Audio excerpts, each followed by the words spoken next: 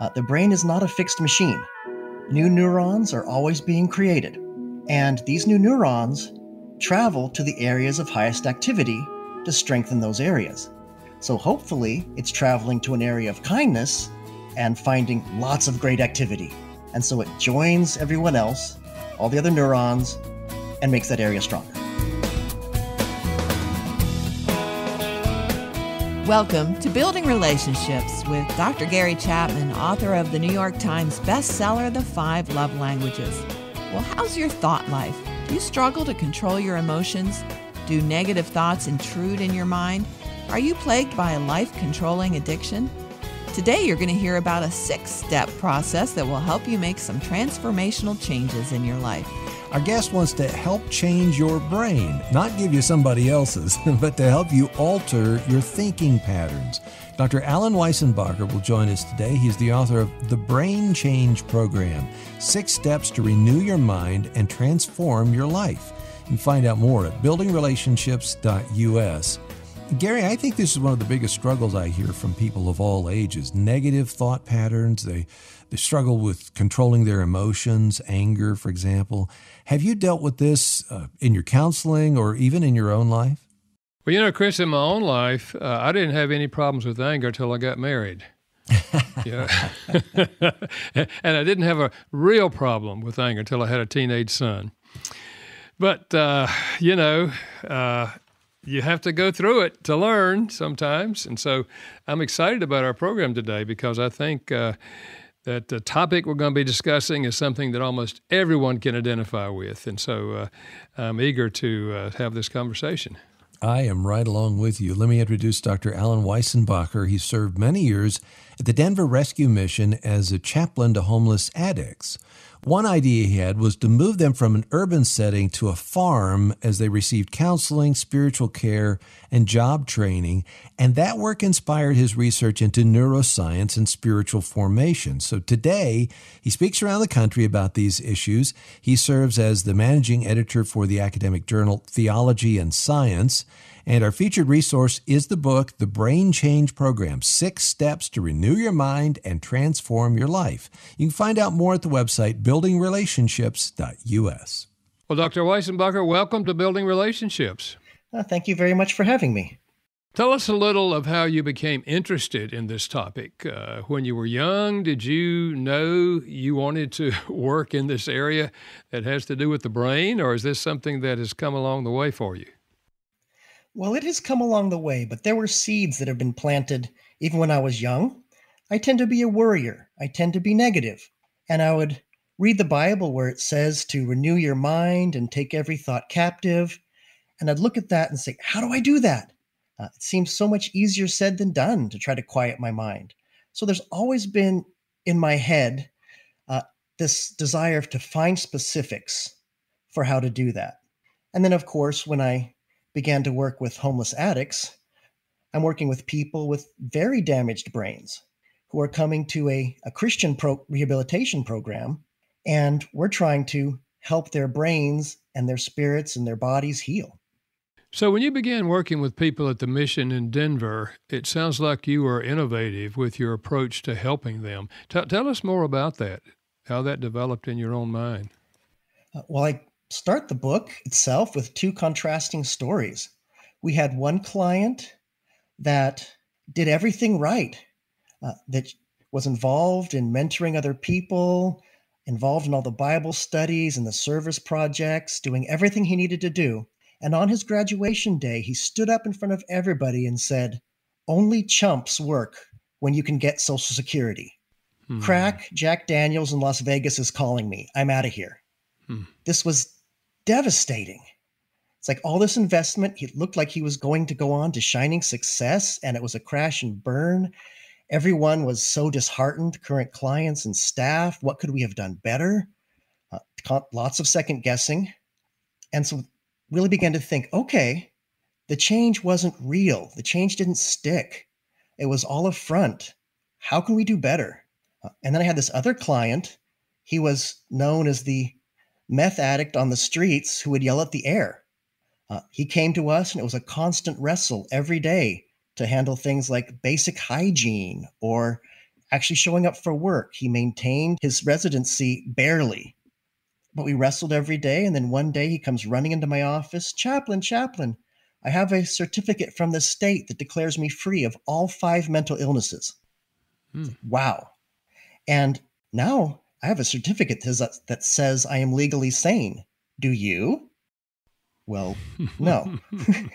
But here there was real change. And he's actually gone on. He now works in IT, troubleshooting air traffic control computers. Wow. And so there was real change there. And I wanted to know what is going on in someone's brain that makes a difference between whether they change for real or not. And then how can what I learn here be helpful to everyone, the average person on the street, who may not struggle with a deep drug addiction, but everyone has their own thought problems that they want to work on. Well, let's talk about the Brain Change Program. What prompted you to write this book? It goes back to wanting specifics on how can I renew my mind. And I eventually resigned my position at the Denver Rescue Mission and went on to study more about the brain to know how can we do things better. And as I began to learn about how God designed the brain to learn and grow, I began to discover there are some specific things that I can do to renew my mind based on how God's designed us. And it even deepened scripture. It's like, wow, the science is now catching up to the Bible. The Bible's been telling us these things, and now the science is just giving it more depth. And then I took all my research and wrote a very practical book.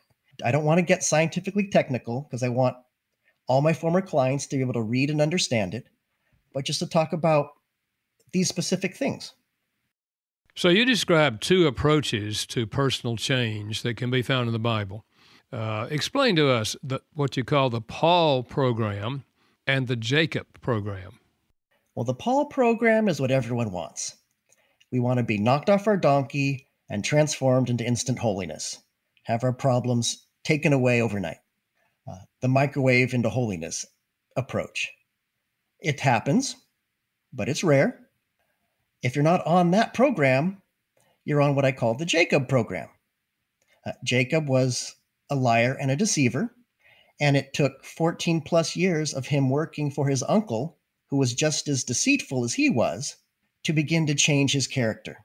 He was on the crock pot type of transformation, little bit by little bit, day by day, until eventually his character was changed, which was symbolized by the wrestling match with the angel and his name being changed. And we might all want to be zapped, but most of us are on this day by day disciplined change. To encourage people on that program, the Jacob one, I say, who would you rather have as a mentor? Someone that was changed instantly or someone that fought a long, hard fight and succeeded? There is a lot to be learned in this journey of slow change. The other thing, Dr. Weissenbacher, that I see is a lot of people who are friends of people who need the change, and you talk about addicts. A lot of us want to pray a prayer and have everything, instantaneous, and we get frustrated by the crockpot nature of that conforming to the image of Christ that happens inside of a person that is slow. We get frustrated by that, don't we? I have 2 young boys, and I want them to have perfect Christ-like character now. But that's not parenting. I have to guide them day by day. Tell us more about how the brain works. That is, how it creates new neurons and where they go and how they influence the thinking or our behavior. Just describe that more for us so that the average person can understand it. Well, the brain, no matter how old you are, is always learning, it's always growing, it's always changing on a physical level. The brain is not a fixed machine. New neurons are always being created. And these new neurons travel to the areas of highest activity to strengthen those areas. So hopefully it's traveling to an area of kindness and finding lots of great activity. And so it joins everyone else, all the other neurons, and makes that area stronger. Or it could be traveling to negative areas and making that stronger. It depends on your own brain and what is most active. And not only are new neurons always being created, existing pathways in your brain are strengthening or weakening, just like a muscle, depending on how much you use it. So if it is anger that you're using all the time, you're taking this nerve pathway and making it into this giant superhighway that the brain is always going to take because that's the fastest, most convenient one to take, or whatever addiction you might be having. And then other areas of your brain that you don't use are tiny little paths that it takes a lot of forced effort to get your brain to go down. So here's a person who is very, very defensive. It doesn't matter what his spouse brings up or says in terms of pointing out to him something that's hurting them or bothering them. He's always defensive, and it's just gone on year after year after year after year. I want to say, first of all, is there hope? Because I can tell you the wife in that situation feels like there's no hope. He's never going to change. Well, someone needs to want to change to be able to begin to change. I always say there's hope. Keep praying. But if you're spending more time on someone else for their change than they are spending on themselves, there's a problem. And sometimes someone needs to, well, they say hit rock bottom, but that's different for every person. I'd prefer someone not have to hit rock bottom, but you never know what's going to prompt someone to change. We had one client that had a chip on his shoulder, didn't want to hear anything from anybody. So we asked him to please move an entire herd of cows from one end of the property to the other by himself. And then we just sat back and watched the chaos of cows running everywhere. After several hours of this, he finally came up and said, "Can you help me?" Mm-hmm. And that was a huge breakthrough for him and totally changed his program. Yeah. But he had to face the struggle to get to that point. Yeah. And so I say, keep praying, keep trying, but sometimes you have to let someone feel the consequences of their actions so they can have that motivation to change. People need to want to change. Can you give an example of how this might work? Let's say that someone who's trying to resist the temptation or deal with an addiction, how this might work. I'll just use alcohol as an example, or it can be anything from anger to pornography to wanting to eat peanut M&Ms. You've created this giant highway for that in your brain. So a giant alcohol highway. And whenever life throws you a curveball, your brain is going to take that quickest, widest path, which is the alcohol. It's like, why do you keep doing what you don't want to do?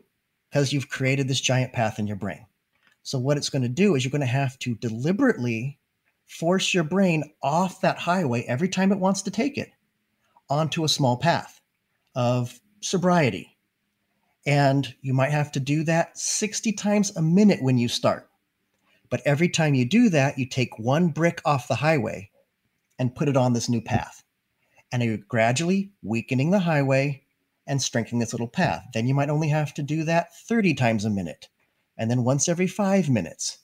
It gets easier the more you do this brain construction work.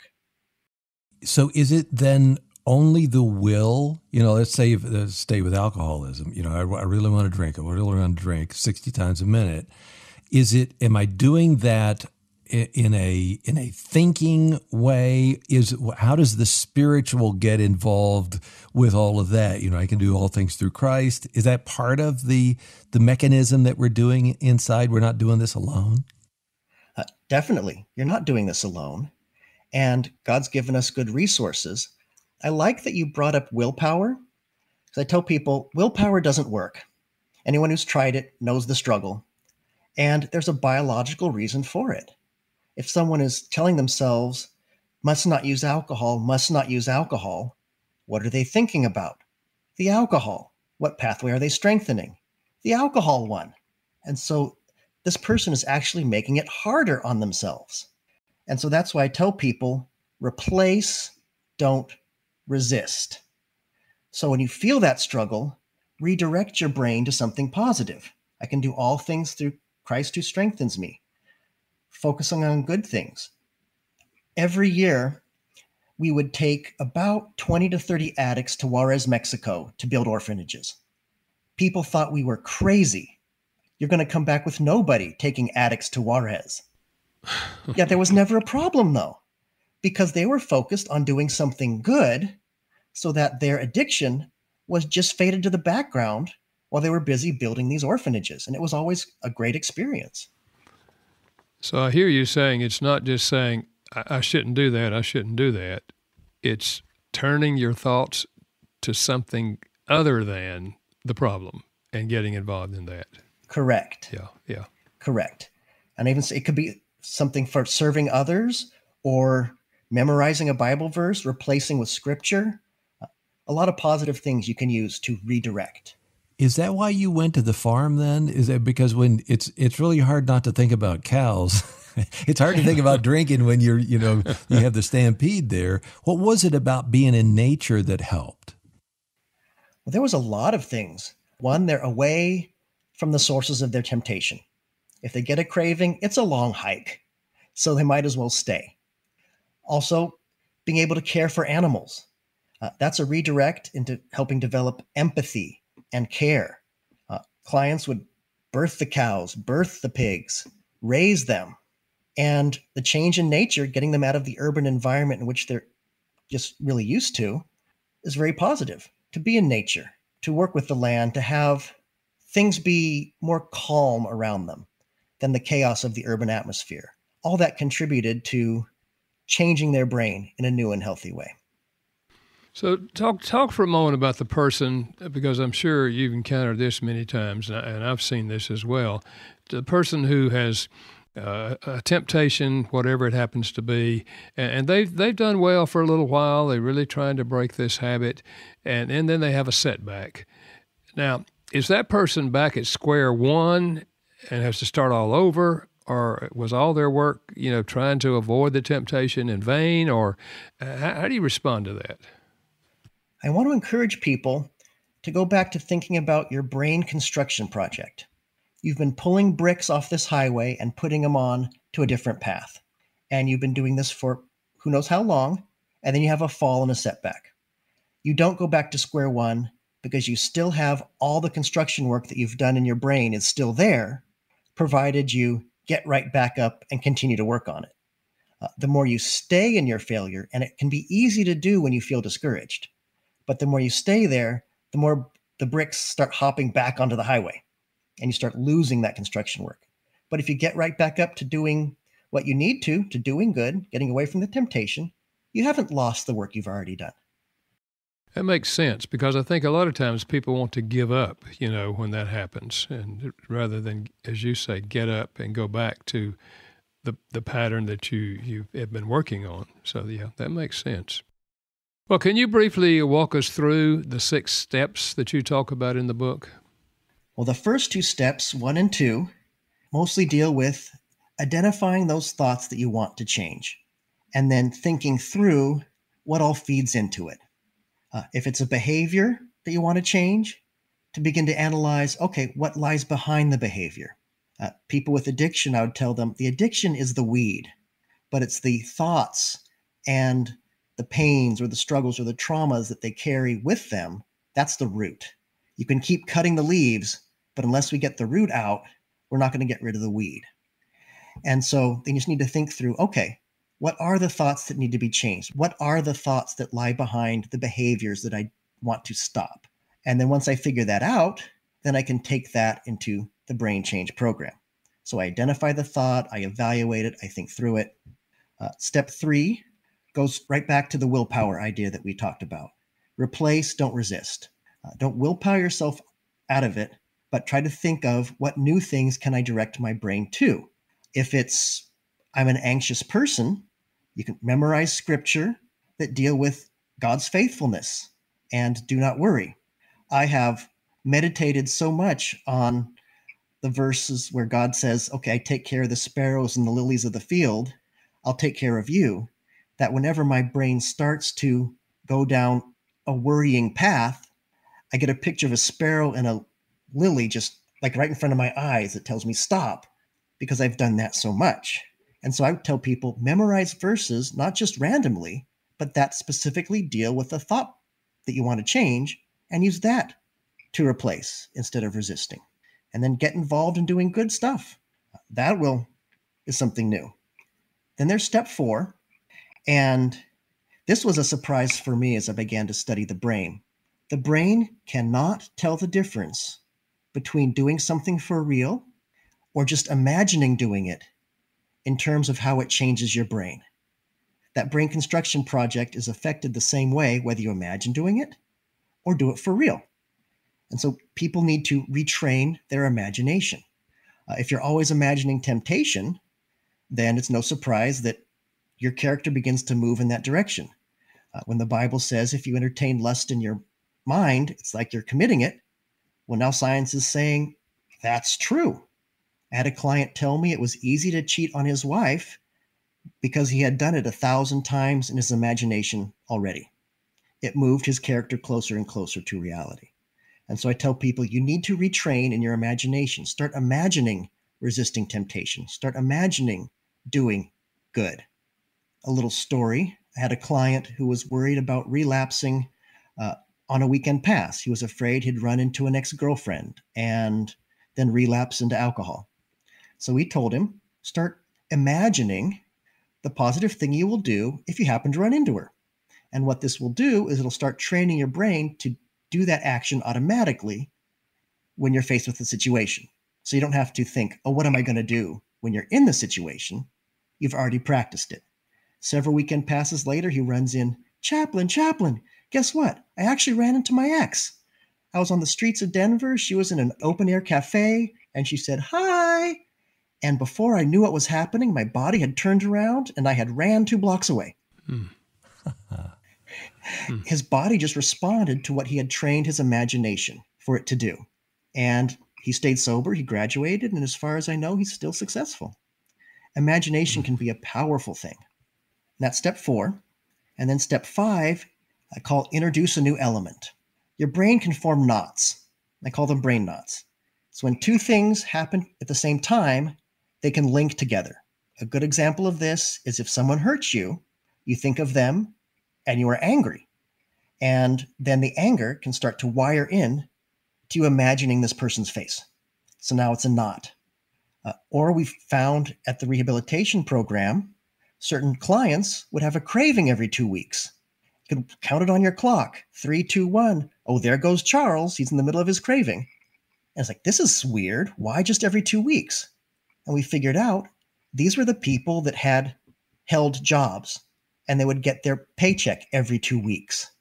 And so in their brain, they wired in their internal time clock to when they would go out and get drugs with their paycheck.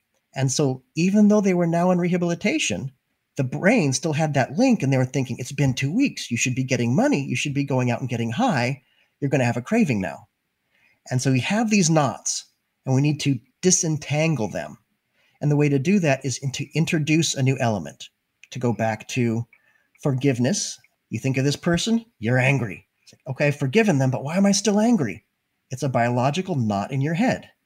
What you're going to need to do is put a new emotion into that mix to loosen the old one. Bible says, pray for your enemies. Good example. That puts a completely new emotion into that mix of anger, and so that the anger begins to break off the knot. Or even counseling. A lot of times I tell people, okay, you're carrying a lot of pain. If you're in a counseling session and share your story, you're in a calm and safe atmosphere as you share it. And so the emotions of the calm and safe atmosphere begin to get into that knot where memories of the trauma come with pain. And the pain begins to lessen as you tell your story in a safe place because those new emotions work their way into the knot. And so after you tell your story several times, then you realize, I can tell it again, and the pain is not as painful. It has lost some of its sting. I can give my testimony and not freak out. Gary, I don't know about you, but I am really enjoying hearing what Dr. Weissenbacher is talking about because there are so many spiritual parallels to what's going on in our brain and how our souls are being adapted and conformed by God himself. And I'm interested in talking about, overeating, people who have a struggle with potato chips when they watch a movie or popcorn or that kind of thing. But we're at the 6th step in the brain change. So what is step number 6, Doctor? Step number 6 is repeat, rehearse, repeat. You can probably see a theme there.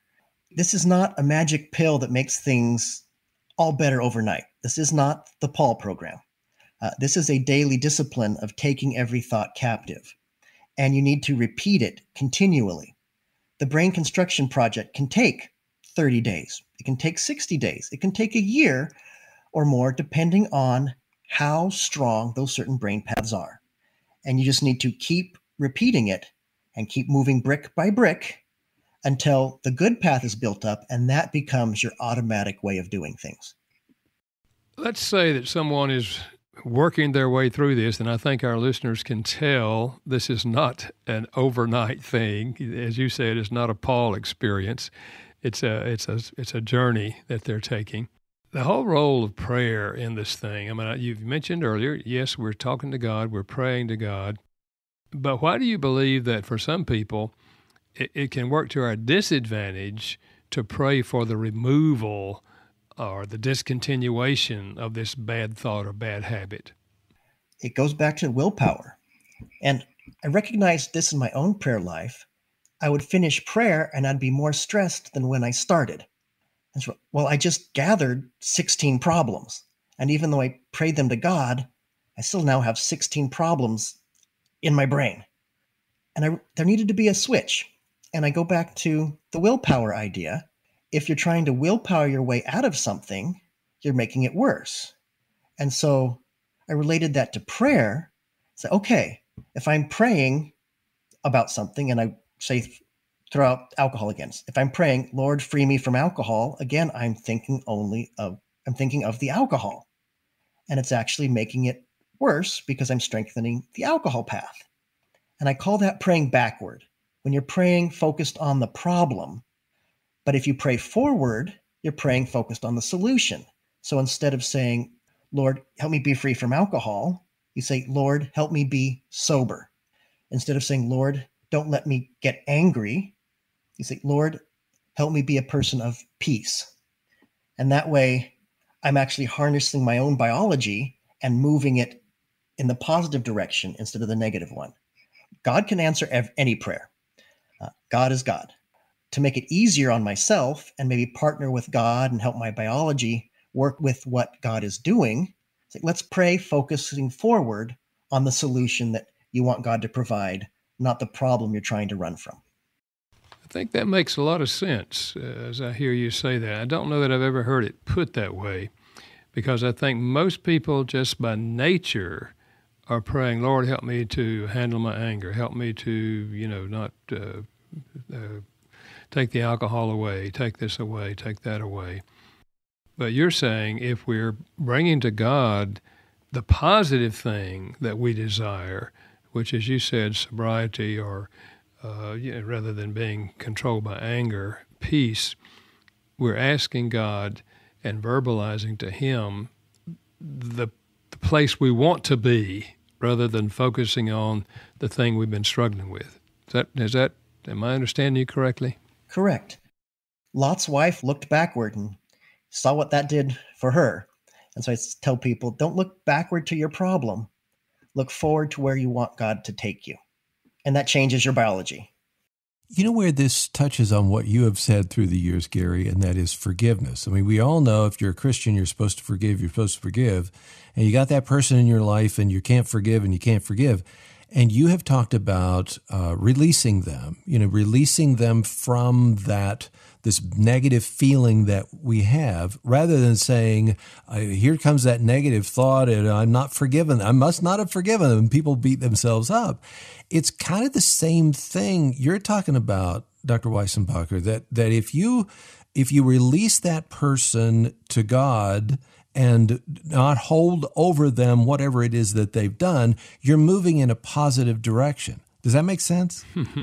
Definitely. And I've trained my own imagination with the picture of hands lifting something up and letting them go and God taking it.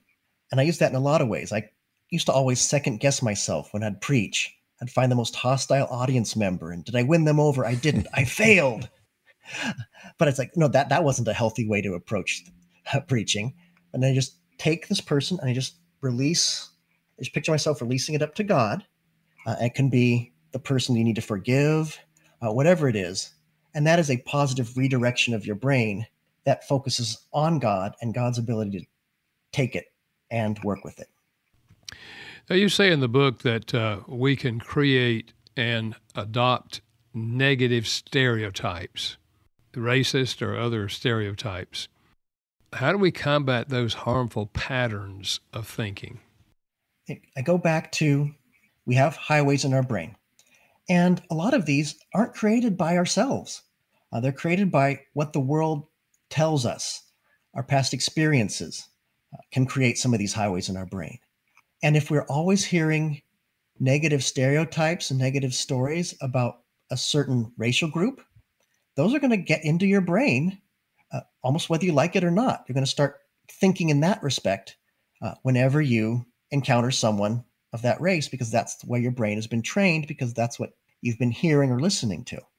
And the way to change that, the negative stereotype is a knot in your brain of a particular group and the negativity. You have to put a new element in there. And for that, you need to listen to different stories.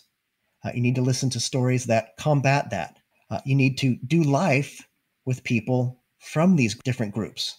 I'm thankful for my church out here in California.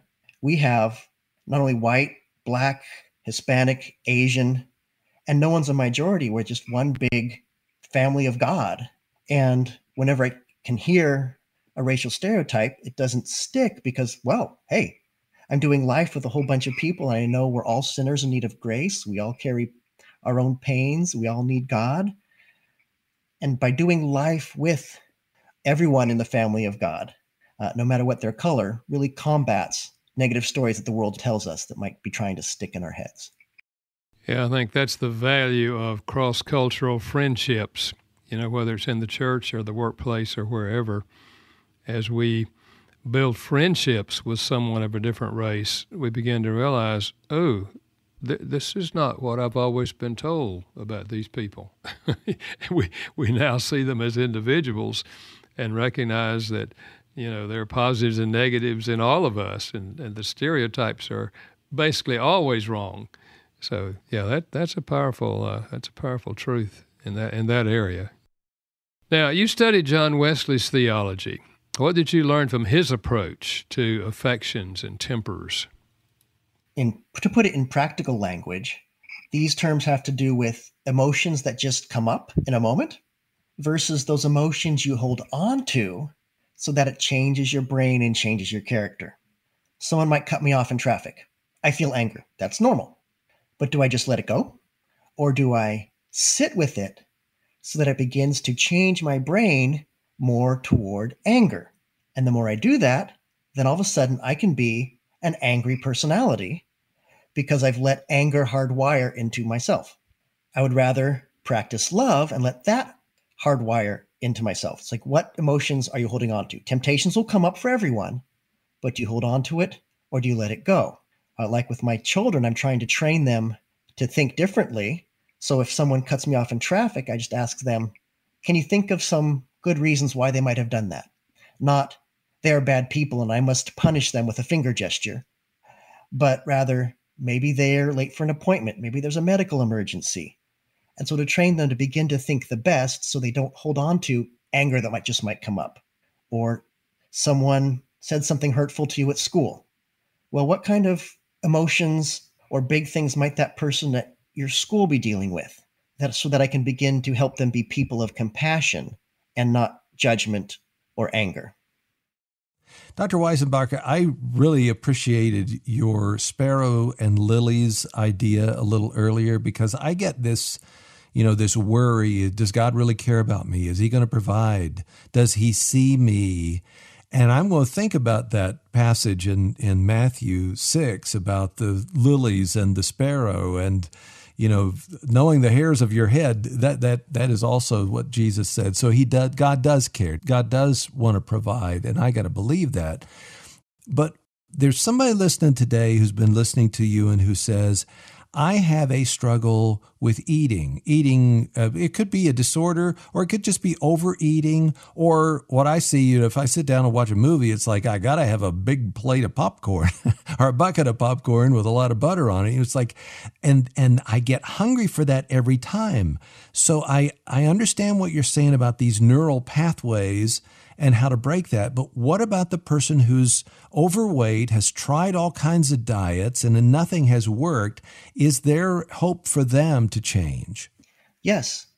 I once ate a 5-pound bag of peanut M&Ms during the course of one movie. This was not healthy. I felt ill, and I realized I had to just get those snacks out of the house entirely. But there is hope. But it takes work, because we have this large highway in our brain for food. And especially then, if we have this large highway and life throws us a curveball, our brain wants to take that large highway. So, okay, food will be my comfort. And it'll take some work to dismantle this highway and build up the other path. But there is hope as long as someone continues to redirect. But I want to throw out here, we need other people on our brain change program. One, because we need people to encourage us, to cheer us on when we make good choices, to help our brains rewire. When someone praises us or cheers us, it releases happy chemicals, endorphins, and those actually help build new pathways. It's also why if someone starts to exercise, well, take it small, build up. You don't want to run a marathon right out the gate. You'll fail and just be discouraged. But do little bits of physical activity and do it with other people as a replacement, and to begin to redirect your mind to other things. Sometimes it might be, well, my brain has a knot in it that if I sit in front of a movie, I need to eat.